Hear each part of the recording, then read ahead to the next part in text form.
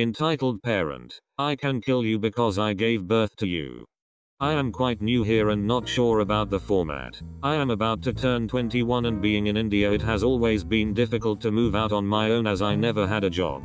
Or to be honest I wasn't allowed to work, even if by chance it wasn't near home or something followed by a lot of drama. I am always expected to keep a smile on my face, because that's how girls are supposed to behave in our culture. We aren't allowed to speak up or take a stand in front of elders.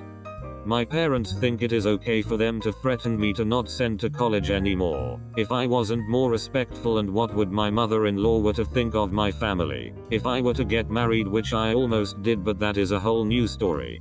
I wonder what do they even ask respect for? Giving me depression. Also I have severe anxiety and depression. They claim to be pretty religious and therefore never gave me any sort of privacy. And by any I mean I have a camera in my bedroom and tracker in my car, just so I would be able to do anything that would affect the community.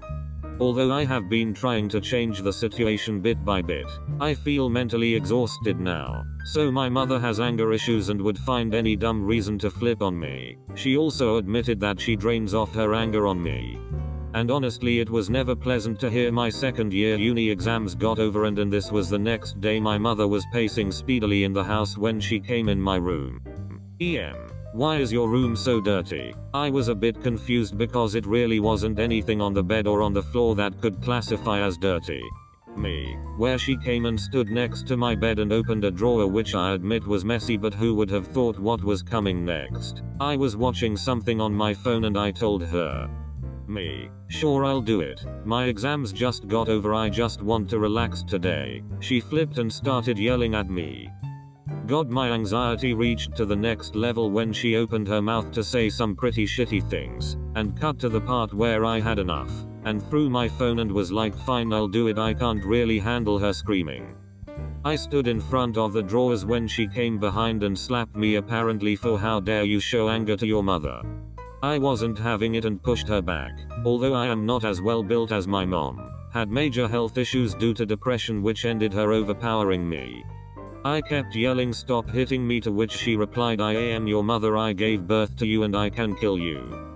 My heart just sank in.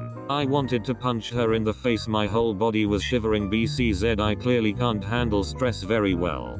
I blanked out although I was conscious. After an hour of yelling she finally left the room. I can't wait to get a job and never see them ever again. I don't know what makes these people so entitled to do all this. Being from India, I believe I am not the only one who has faced such a thing. And most of them are waiting to get out but eventually manage to make peace with it. I sure as hell can't do that. I am not okay with abuse and how lightly it is taken by Indian parents. Thank you for reading such a long story though. Entitled Stepdad makes me destroy my turntable and has me sent to a psychiatric facility. Apologies in advance for my sloppy writing. Hey everyone, here's a bit of backstory. This story happened when I was 16, about 2 years after my mom married my stepdad. We'll call him Michael. However, there's some essential stuff that is important to this story. I have several minor mental conditions, depression, anxiety and a few others, but for the most part I'm okay. However, the one condition I do have that sort of makes things a bit difficult is I have high functioning autism, which Michael didn't believe was a real thing for some reason. This becomes important later. My mom and Michael got married after only 2 months, and without me even knowing until about a month after it happened when my grandma told me.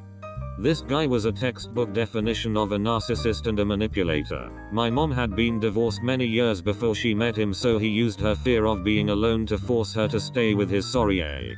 He didn't have a job due to being disabled from a stroke, which he extorted for every ounce of pity he could. There are many stories I could have posted about that, unfortunately.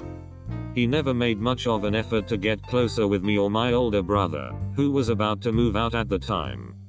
His philosophy was basically, this is my house now, so stay out of my way. However, with that he loved to control how everything was done, what I did and when.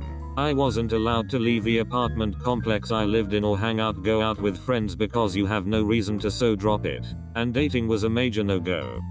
Something about me that he despised was my love of rock and metal music. Anything from Zeppelin to Pantera. He was devoutly religious and believed that kind of music was devil worshipper shit. However, my mom managed to convince him to let me continue listening to it. The turntable that I had in my room was a gift from my grandma a few years prior and was basically my prized possession.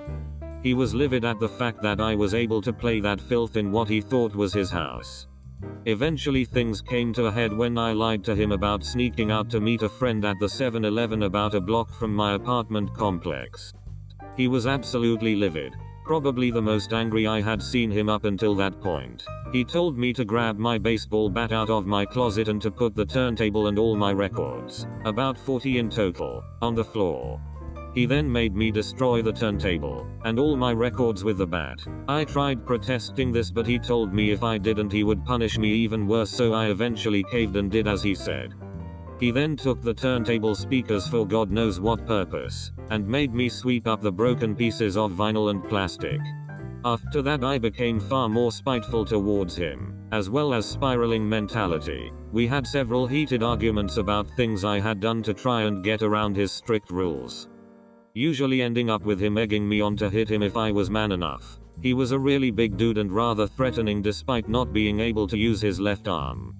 Being a scrawny 16-year-old, I obviously didn't have a chance, so I backed down every time to his delight. He would occasionally throw a punch to scare me in line, but luckily he only hit me a few times.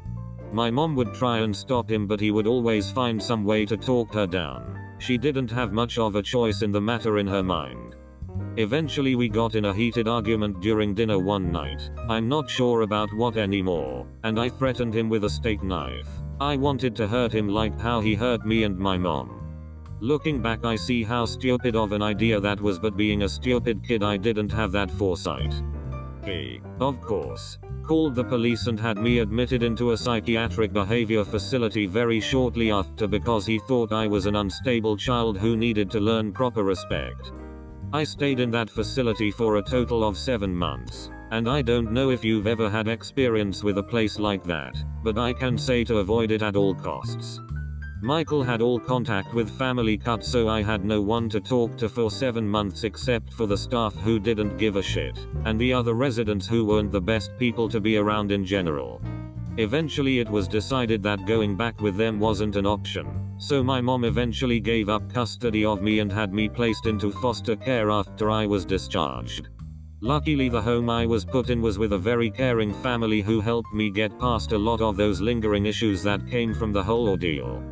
And since then I've been able to make my own for myself, and I'm currently in university thanks to help from my foster family.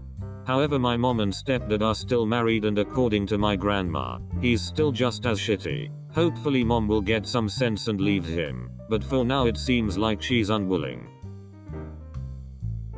Okay, I'm 100% sure he is gonna ask you for a loan or something in the future. If that's the case, never do it. You are not in any way responsible for taking care of him. Also, he is strong enough to bully you, your mother and brother, but not strong enough to work.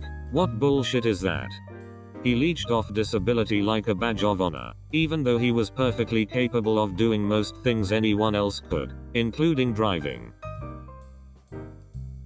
How did your mother react to it?